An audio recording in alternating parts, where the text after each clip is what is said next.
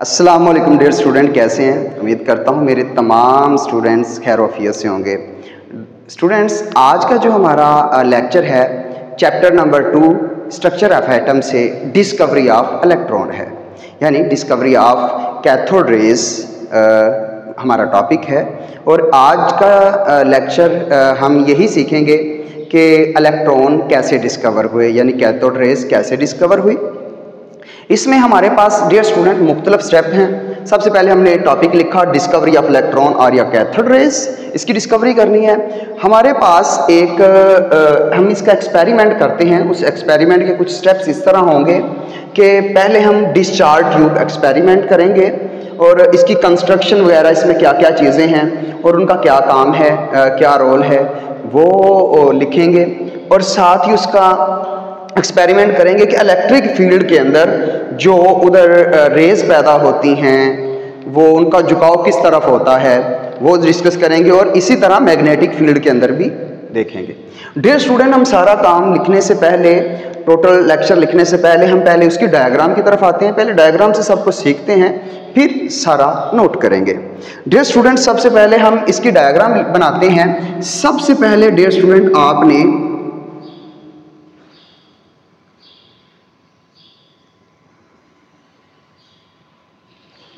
Student सबसे पहले आपने एक डायग्राम बनानी है जिसमें ये जो मैंने अभी बनाई है इसको डियर स्टूडेंट डिस्चार्ज ट्यूब का नाम दिया जाता है।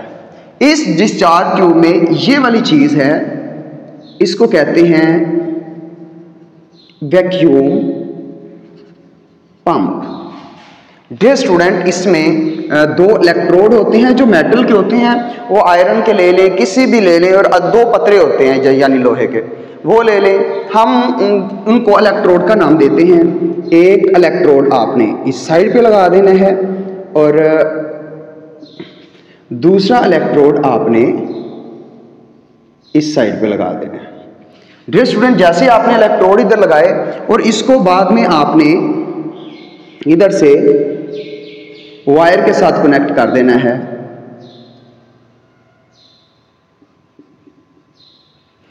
वायर के साथ कनेक्ट करके डियर स्टूडेंट बाद में आपने इसको बैटरी के साथ कनेक्ट कर देना है। इसका ये वाली साइड जो है डियर स्टूडेंट, ये जो साइड है, ये वाली साइड नेगेटिव है और ये वाली साइड पॉजिटिव है। इसी लिहाज से हम इसको, इस वाले इलेक्ट्रोड को एनोड का नाम देते हैं जिसके ऊपर पॉजिटिव चार्ज होता है, और इसको हम कैथोड इलेक्ट्रोड का नाम देते हैं जिसके ऊपर नेगेटिव चार्ज होता है।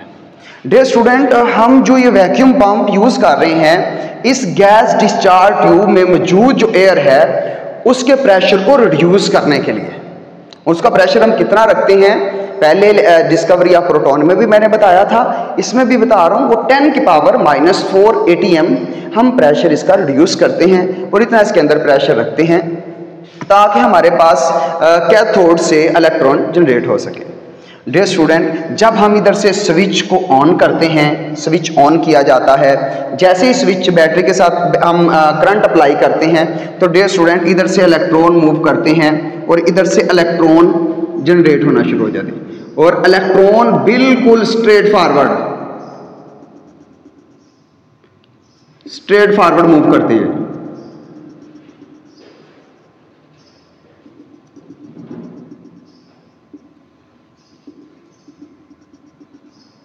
डियर स्टूडेंट, ये बिल्कुल स्ट्रेट फॉरवर्ड मूव कर रहे हैं। किसकी तरफ मूव कर रहे हैं? एनोड की तरफ, अपनी ऑपोजिट प्लेट की तरफ मूव कर रहे हैं।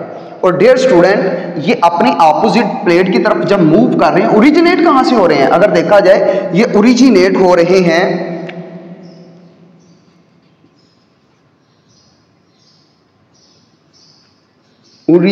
फ्रॉम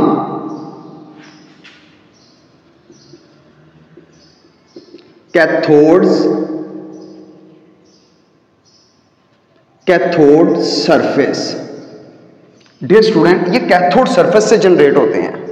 अगर देखा जाए, जब हम इधर से स्विच ऑन किया, कैथोड इलेक्ट्रोड से कैथोड रेज जनरेट होना शुरू हो जाती हैं और वो कैथोड रेज मूव किसकी तरफ करती हैं, एनोड की तरफ। और एनोड की तरफ जाके डियर स्टूडेंट यहाँ पे जाके फिर इधर से इसके साथ टकरा के डियर स्टूडेंट ये शाइनिंग पैदा करती हैं। अच्छा, हम जब एक बात यहाँ पे आपको बताना चाहता हूँ कि जब हम ट्यूबलाइट को जलाते हैं तो उसमें से पूरी रोशनी आती है, लेकिन डियर स्टूडेंट इसमें ऐसा नहीं है। इधर आपको रोशनी नज़र नहीं आएगी इस डिस्चार्ज ट्यूब के अंदर। जब ये जाके एनोड के साथ, एनोड इलेक्ट्रोड के साथ या उसकी इधर वाली डिस्चार्ज ट्यूब के साथ जाके टकराएगी, तब ये शाइनिंग पैदा करेगी। डियर स्टूडेंट, फिर हम इधर दूसरा टॉपिक है साथ ही हमारा deflection in electric field. Dear student, ये मैं आपको समझाने लगा हूं, जरा देखिएगा। मैं दो प्लेट यानी मेटल की प्लेट्स लेनी है, ऊपर मैं पॉजिटिव प्लेट ले लेता हूं और नीचे मैं नेगेटिव प्लेट ले लेता हूं। डियर स्टूडेंट, जब मैं ये दो प्लेटें लेता हूं और इसको मैं सरसरी सा बैटरी के साथ कनेक्ट कर देता हूं, इसको भी बैटरी के साथ कनेक्ट कर दें। जब मैं बैटरी के साथ कनेक्ट करता हूं तो डियर स्टूडेंट इधर से जो कैथोड रेज, जो रेज जनरेट हो रही थी, वो इधर से मूव होके इस पॉजिटिव प्लेट की तरफ जाना शुरू कर देंगे। डियर स्टूडेंट, जब हमने ये एक्सपेरिमेंट किया इलेक्ट्रिक फील्ड के अंदर, फिर हमें पता चला जो कैथोड सरफेस से प्रोड्यूस होने वाली रेज हैं वो पॉजिटिव प्लेट की तरफ मूव कर रही हैं, डिफ्लेक्ट कर रही हैं, उधर मुड़ गई हैं। डिफ्लेक्शन का मतलब होता है मुड़ जाना, तो वो पॉजिटिव प्लेट की तरफ मुड़ जाती हैं। फिर हमें पता चला कि आपने ये चीज़ सीखी भी होगी कि पॉजिटिव जो होता है हमेशा नेगेटिव को क्या करता है, अट्रैक्ट करता है। तो डियर स्टूडेंट, पॉजिटिव हमेशा नेगेटिव को अट्रैक्ट करता है। मैं आपको इधर लिख के दिखाता हूं। जो हमारे पास पॉजिटिव है, पॉजिटिव ये हमेशा अट्रैक्ट करता है नेगेटिव को, यानी यहां पे अट्रैक्शन की फोर्स पैदा होती है। डियर स्टूडेंट, यहां पे अट्रैक्शन की फोर्स पैदा होती है। और इसके बाद यहां पे हमारे पास नेगेटिव प्लेट लगी हुई थी, यानी जिसके ऊपर नेगेटिव चार्ज था। ये देखो, ये जो सेम चार्ज से अवे जा रहा है, दूर जा रही है, ठीक है ना। तो हम इसी चीज को थ्रू देखेंगे। फिर हम मैग्नेटिक फील्ड की बात करते हैं। डियर स्टूडेंट, यहाँ पे मैं आपको बताना चाहता हूँ कि एक बात बताना चाहता हूँ। पुराने टीवी हुआ करते थे जो ब्लैक कलर के हुआ करते थे, उनकी अगर मैं बात करूं, उनके पास उनकी स्क्रीन के सामने अगर आप हैवी मैग्नेट लेके आते थे तो वो ख़राब हो जाया करते थे। उनके ऊपर जो आपको तस्वीर नज़र आती थी, क्योंकि उस टीवी के बैक साइड से इलेक्ट्रॉन जनरेट होकर किस तरफ आ रहे होते थे, फ्रंट वाली साइड पे। और जब आप मैग्नेट वहाँ पे क्लोज करते थे तो डियर स्टूडेंट वहाँ पे मैग्नेटिक फील्ड पैदा हो जाता था, जिसकी वजह से वो टीवी ख़राब हो जाता था, आपको दोबारा सही करवाना पड़ता था। अब डियर स्टूडेंट, ये छोटा सा टॉपिक है और बाद में हम इसकी कंक्लूजन की बात करेंगे। डियर स्टूडेंट, आइए हम इसको स्टेप बाय स्टेप हम लिखते हैं। सबसे पहले डियर स्टूडेंट, हमारे पास discharge tube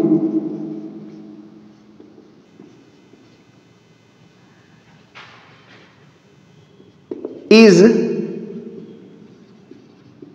made up from या made up from glass, ये ग्लास से बनी होती है। या made up of ग्लास, जो ग्लास की बनी होती है डियर स्टूडेंट, जिसके अंदर हैविंग टू इलेक्ट्रोड्स। और डियर स्टूडेंट, 2 इलेक्ट्रोड्स होते हैं और ये इलेक्ट्रोड्स हमारे पास जो होते हैं ये मेटेलिक इलेक्ट्रोड्स होते हैं। कौन से इलेक्ट्रोड होते हैं डियर स्टूडेंट? ये मेटेलिक इलेक्ट्रोड्स होते हैं। अब इसी के अंदर डियर स्टूडेंट एक वैक्यूम पंप होता है। उस vacuum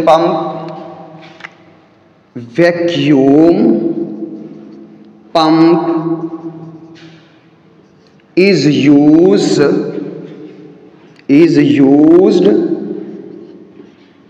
to remove air from the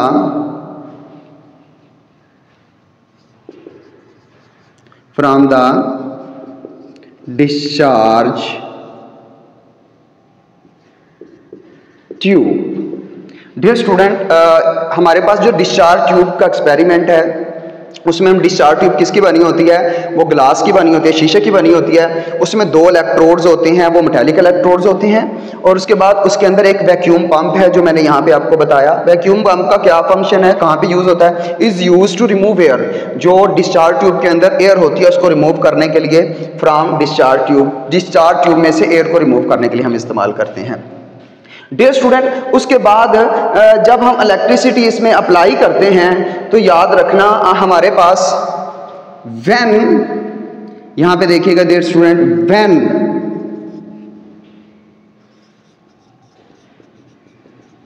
electricity is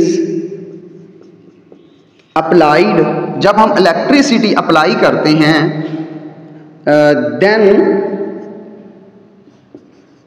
these rays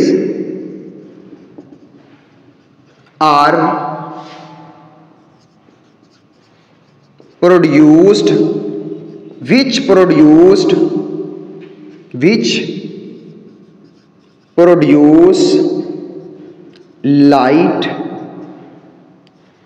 at the side of positive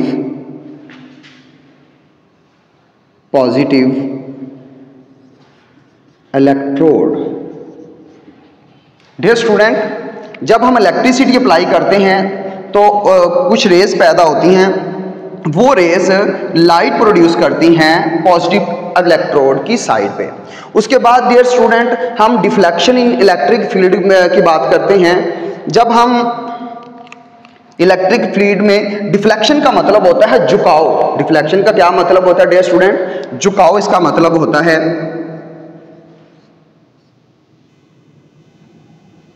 इसका मतलब होता है डिफ्लेक्शन का मतलब झुकाव। किस में झुकाव, इलेक्ट्रिक फील्ड में।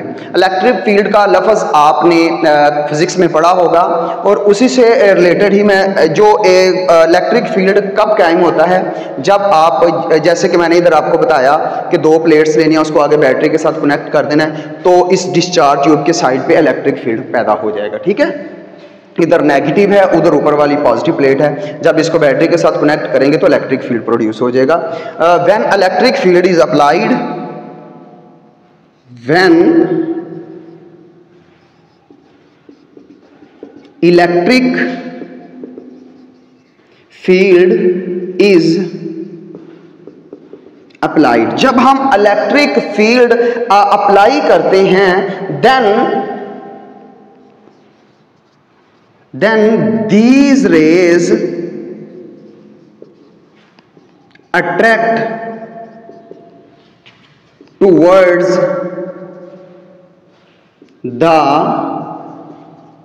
positive plate। तो डियर स्टूडेंट, जब हम इलेक्ट्रिक फील्ड अप्लाई करते हैं, ये वाली रेज पॉजिटिव प्लेट की तरफ मूव करना शुरू कर देती हैं, which shows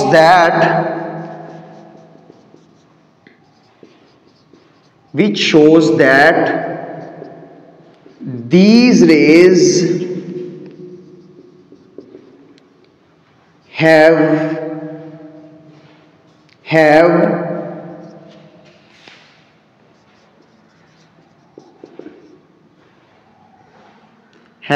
negative charge। Dear student, जब हम इलेक्ट्रिक फील्ड अप्लाई करते हैं तो ये वाली रेज पॉजिटिव प्लेट की तरफ मूव कर जाती है। यानी ये देखो, ये पॉजिटिव, जब हमने इलेक्ट्रिक फील्ड में इलेक्ट्रिसिटी अप्लाई की, इलेक्ट्रिक फील्ड अप्लाई किया, तो डियर स्टूडेंट ये पॉजिटिव प्लेट की तरफ मुड़ जाती हैं, डिफ्लेक्ट हो जाती हैं। तो हमें इससे ये साबित हुआ कि ये जो प्लेट्स हैं, ये जो रेज हैं, ये नेगेटिव चार्ज शो करती हैं। उसके बाद डियर स्टूडेंट हम नेक्स्ट बात करते हैं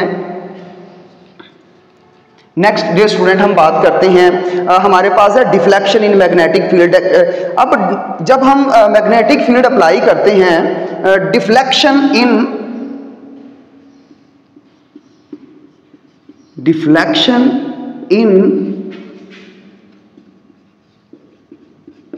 magnetic field shows that these rays have charge। Dear student, जब हम इधर इसके करीब मैग्नेटिक फील्ड जनरेट करते हैं, मैग्नेटिक फील्ड कायम करते हैं, तो ये वाली रेज हमें इनसे पता चलता है कि ये जो रेज इधर गुजर रही हैं, ये रेज कुछ चार्ज रखती हैं। डियर स्टूडेंट, उसके बाद हम कंक्लूजन की बात करेंगे। आप you know about that J Thomson. हम जे थॉमसन की बात करेंगे।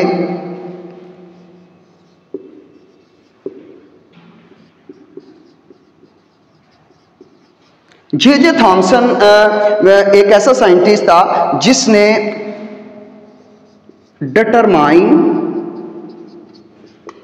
The E over m charge over mass value, जिसने चार्ज ओवर वैल्यू डिटरमाइन की थी, मालूम की थी। किसकी मालूम की थी? Of these raise.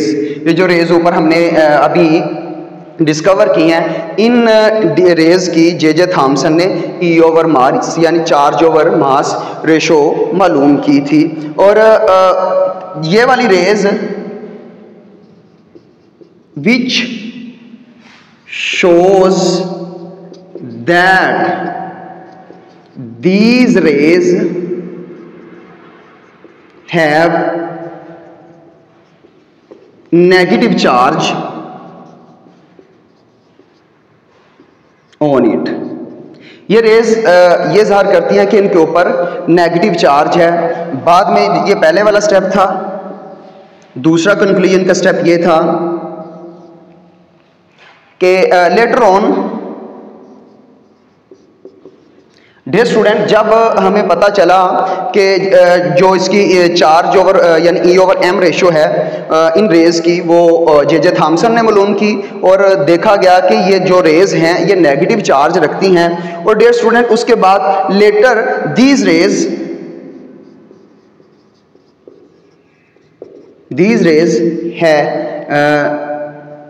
Raise having negative charge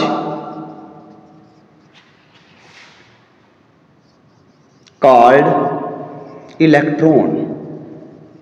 dear student, बाद में इन रेज को इलेक्ट्रॉन का नाम दे दिया गया। अच्छा, अब ये बात समझ में आ गई कि ये जो नेगेटिव रेज थी इनको, या कैथोड रेज थी, उनको बाद में इलेक्ट्रॉन का नाम दे दिया गया। डियर स्टूडेंट, जो इलेक्ट्रॉन है, electron is the fundamental particle है किसका? ऑल एलिमेंट्स का। लिहाजा इसको हम फंडामेंटल पार्टिकल का भी नाम देते हैं। दीज पार्टिकल्स प्रेजेंट्स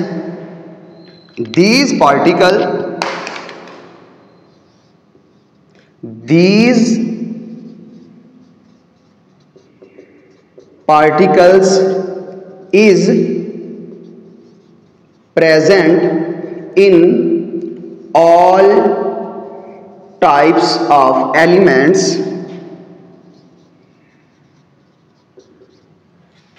ये जो हमारे पास पार्टिकल हैं ये तकरीबन ऑल एलिमेंट्स के अंदर पाए जाते हैं। लिहाजा इनको हम